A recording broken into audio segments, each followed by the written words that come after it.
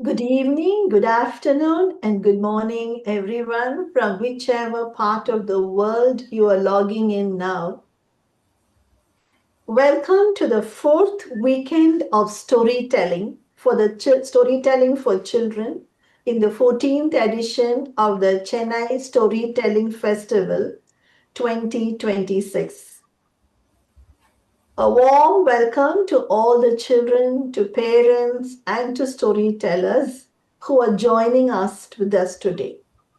We all know that stories are magical. They take us on a travel, they help us imagine, laugh, and sometimes even think a little differently. So, everyone, sit back and enjoy our Storytelling for Children event. Our first storyteller for the evening is Ramya Arivazhagan from Chennai, and she has a very intriguingly named story called Kutti Kuruvi and Payasam. I'm sure she will tell you the meaning of those Tamil words, which is a fictional story from Tumbi magazine by an unknown author. Over to you, Ramya, and please tell us a story. Yeah, hello everyone, and hello little children. Today we are going to listen to the story from the Tumbi magazine, and it's named as Kutti Kuruvi and Payasam. Kutti Kuruvi means the little sparrow, and Payasam, as many of you know, it's a sweet dish from Tamil Nadu, and it's made of milk and rice and sugar. So let's get to the story. So long ago, there lived an old lady in the town of Vadakancheri, and her name was Tarakeshwari. And she is a very grumpy old woman.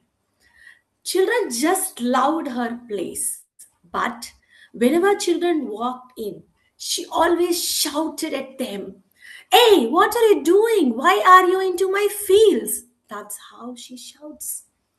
But once a month, she goes to the village market. That's the time children come running to her house.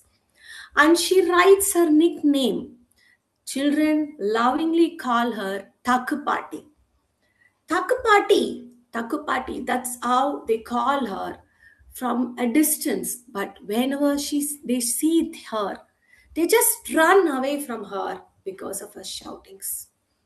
Takupati was a very grumpy woman. She made money by selling vegetables and eggs. And she had a small animal shed. In that, she had 5 hens, 6 pigs, 5 goats, and 5 calves. And she made money by selling these vegetables in the village market. Takapati just loved two things. One is counting her money. So every day afternoon, after lunch, she keeps counting the money that she has 10, 20, 30. So one kind of that afternoon, she counted her money for 7 times and she made her a large bowl of payasam. So the second thing she loved is drinking the payasam. And she drank the payasam in just 3 gulps. Cluck, cluck, cluck. And she walked into her bedroom for her afternoon nap. At that very moment, a very little sparrow, Kutti Kurvi, who was flying through Takapati's house, saw the leftovers of the payasam outside the house. And the little Kurvi, very curious, and it has a nice smell. So she just flew down and pecked at the leftovers. And Twin popped her eyes. "Oh, what is this? Is it nectar? Is it honey? Is it amargam? Takupati has a recipe for amargam? I didn't know this," shouted the Kuti Kurvi.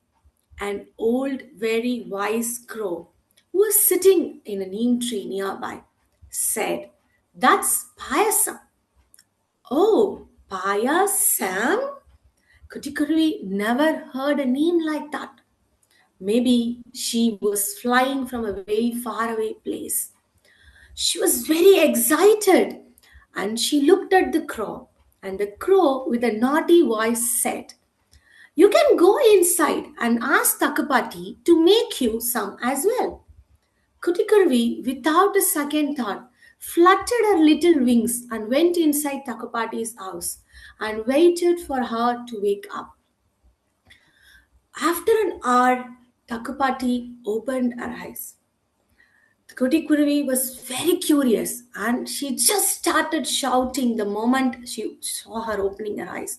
"Takapati, Takapati, Takapati, please, please, please, please, please, can you make me some payasam? I want to eat. That is the best thing I ever had in my life." Takapati was very irritated. One, because of the name.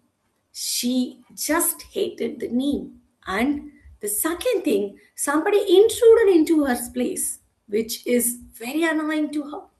So she opened her eyes and then she said, "Get out of my house. Do you think I'm a slave to you? I'm not going to make anybody my favorite payasam. Just get out. Are you going out or should I call the dogs?" said Takapati, even though she never had any dogs. The Kuti Kurvi was very sad. She just flew back to the tree, sat near the crow with a sad and gloomy face. The crow felt really bad. She thought she had made a mistake. Her naughtiness had brought this Kutikurvi to party shoutings. So she, just to cheer up the Kutikurvi, the crow said, "Don't worry, little Kurvi. I have a plan. I know the ingredients to make the payasam. I can give you all the ingredients and you can make some payasam for yourself." Kutikurvi was very happy and excited. "Is it, is it, is it? Can you tell me the ingredients? Can you tell me the ingredients?" said the Kurvi. "Yeah, just five. You need the wood to make the fire, and a large vessel to make the payasam in, the rice, the milk, and the sugar." But the crow didn't know. Behind the sweet smile of the Kutikurvi lied a shrewd brain, which is going to work towards it. So the next day morning, Kutikuruvi went to the junction where the villagers would take the ride to Takapati's house. She waited on the tree for the woodcutter to come. When the woodcutter showed up, Kutikuruvi asked the woodcutter, "Woodcutter, woodcutter, where are you going? Is everything okay with you? I heard that your wife fell down from the cart and broke her backbone. And you are here showing up for work." The woodcutter was very, very upset. He started shouting, "Oh, my dear wife, what happened to her?" And he left the logs and then ran towards the village. And here comes the list with Kutikuruvi with the five ingredients. And she said, "Oh, great, I have the wood now." Wood checked. And next came the vessel seller. She did the same thing. "Hi, vessel seller, is everything okay with you? I heard your daughter fell down with a red skirt on the road and hit by a bullock cart." "Oh, what happened to my dear Chitra?" shouted the vessel seller. And he ran back to the village.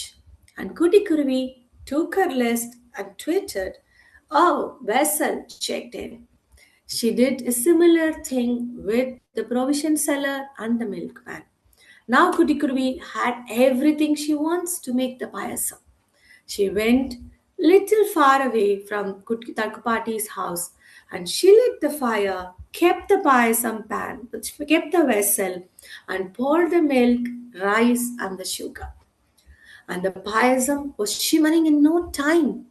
And the aroma was so good, Kotikurvi couldn't control herself. So she just flew in to the vessel and pecked at the payasam. "Oh," she cried. "Oh, so much hot it is. It burnt my tongue." But Kotikurvi was very angry and she shouted, "You stupid payasam, you burnt You idiot, you didn't know that you were hot and you burnt my beak and my tongue. It's so bad. And in that anger, she lifted the vessel and poured the entire payasam into the nearby well. The next moment, she realized, oh my God, what a mistake I made. How much time I have invested to make this payasam. With a sad face, she went and sat near the well. And she looked at the white, creamy water. She felt, oh, how good the payasam could have been. At that moment, she thought, oh, it looks white water. So let me just go and drink the water and see if it tastes like payasam.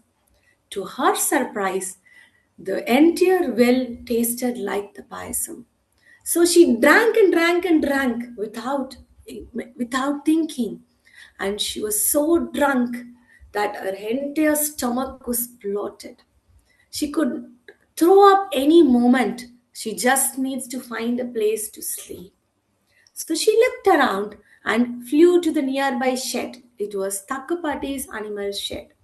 And on the top, she saw a wooden log where she can nicely sleep.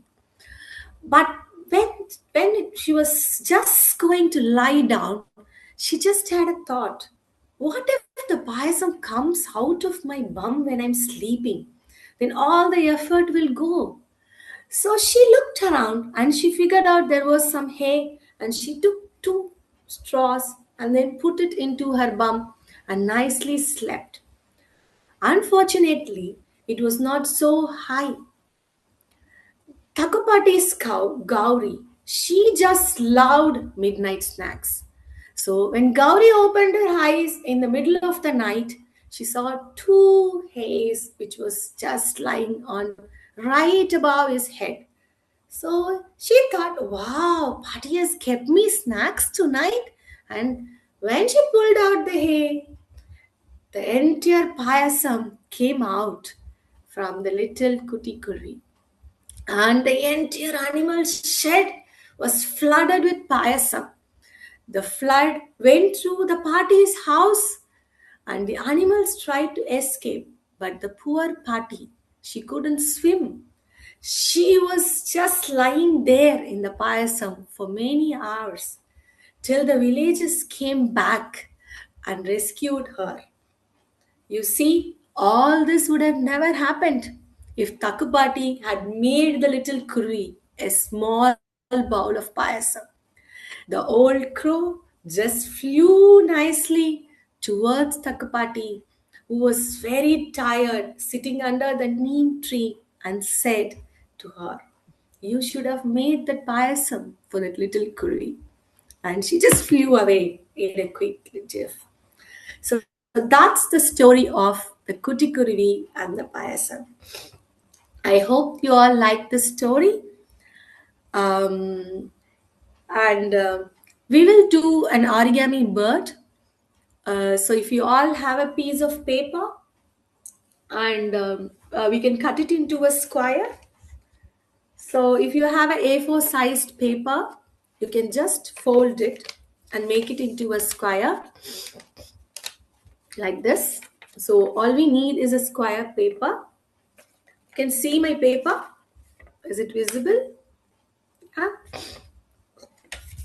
Ramya, So Ramya, 1 second. Could you just give them a moment to maybe cut the paper as a square? yeah, you can cut it. Just maybe 30 seconds or something. You could Yeah. give them an So instruction. how do we cut it? So we take a full paper and fold it like this and then cut down the ends. So we will get a square. You can all get your square ready and then Ramya auntie will continue. Just stay for 30 seconds and you can go. Yeah.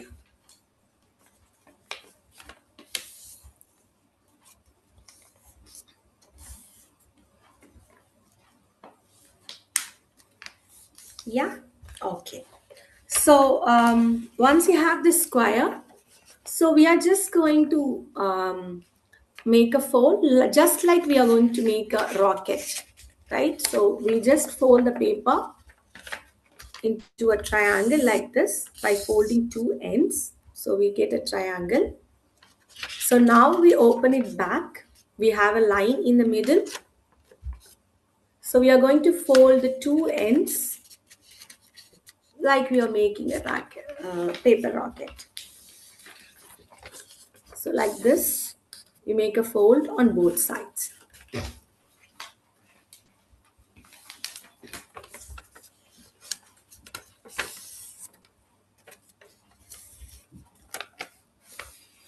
Yeah, so the paper was like this, and then we made a center line, and then we open it back, and then we fold the right side and the left side.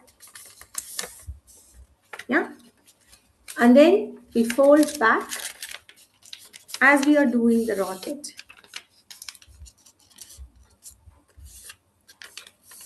Yeah, so I think you all have come to this. Then we fold it in the middle. We just make it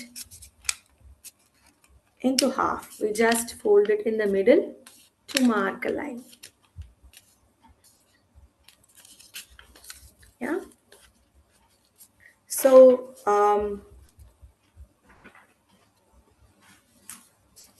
the middle line. Yeah. So once we get it, the middle line will look like this. So since we fold it like this, so we'll have the middle line. So now what we are going to do, so we are going to connect this point to this point. Yeah, so we are just going to make a fold to connect the top of the center line and the bottom of the V we have. Yeah, so we fold it like this. And then we just go around. And then we will see a pocket on the other side. So we will put it inside this. So once we are done, you can just mark a eye and then you will have the bird. So I'll show you again.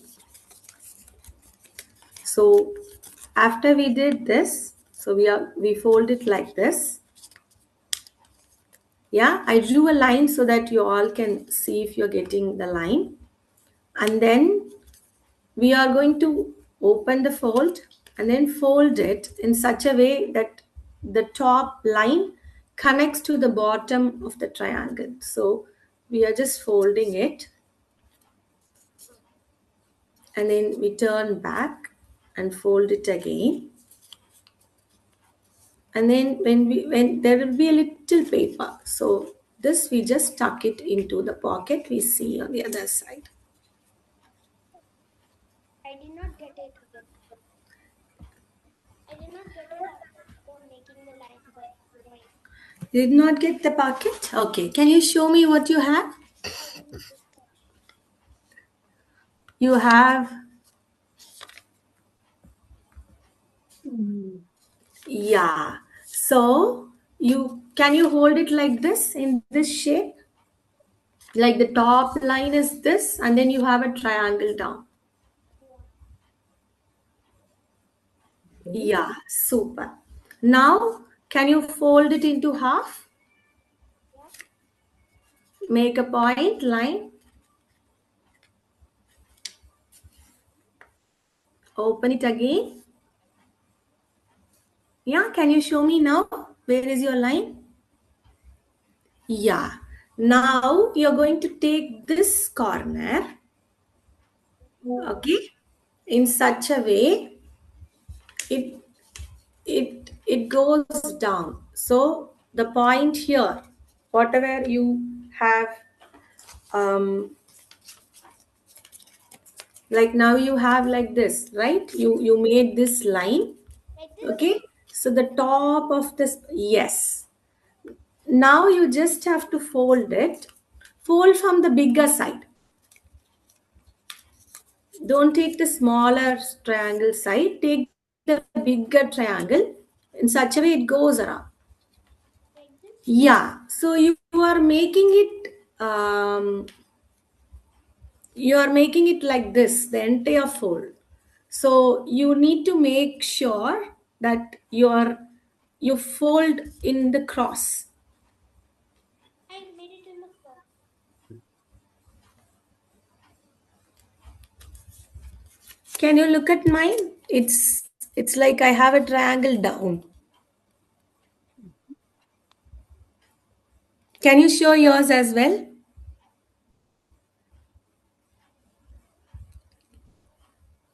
Yeah, can you open it one more time?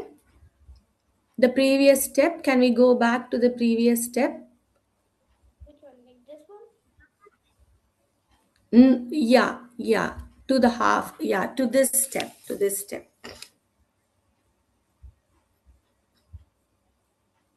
Okay, so this way, both of ours looks the same, isn't it?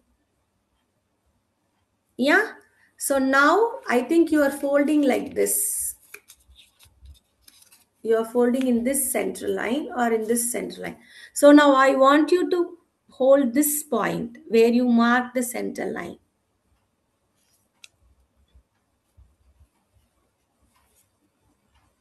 Like this.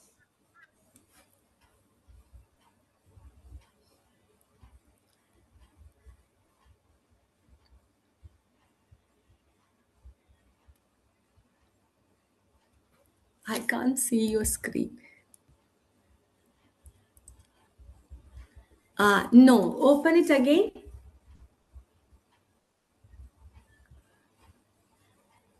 Okay, let's do one thing. How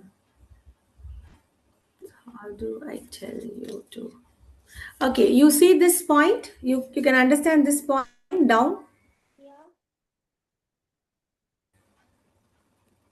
Yeah, the lowest point. Can you put your finger on that? Super. Okay, so now you take your hand. Can you hold it in your left hand? Yeah, and then with your right. Yeah, with your right, I want you to take this down in such a way it touches your finger.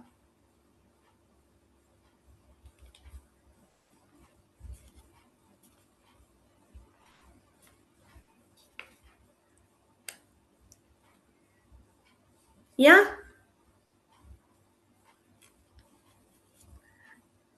Okay.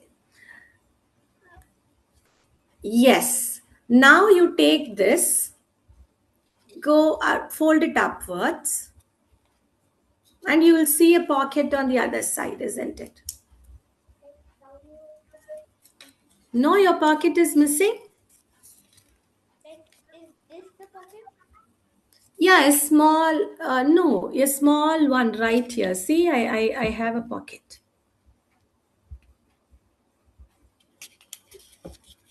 It's the same paper. So when I go around with this, so I have a small pocket.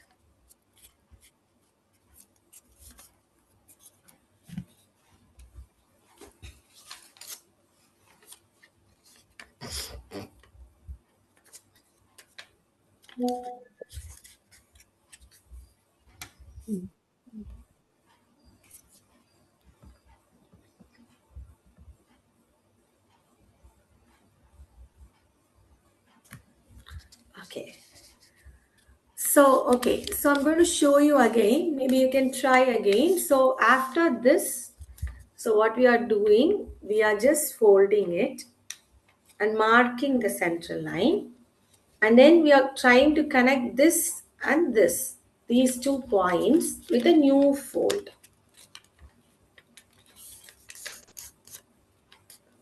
Okay. So then it looks like this. And after this, I'm just putting this up. And when I rotate it back, I have a pocket here. So I'm just putting this inside the pocket. And here I can draw the eyes.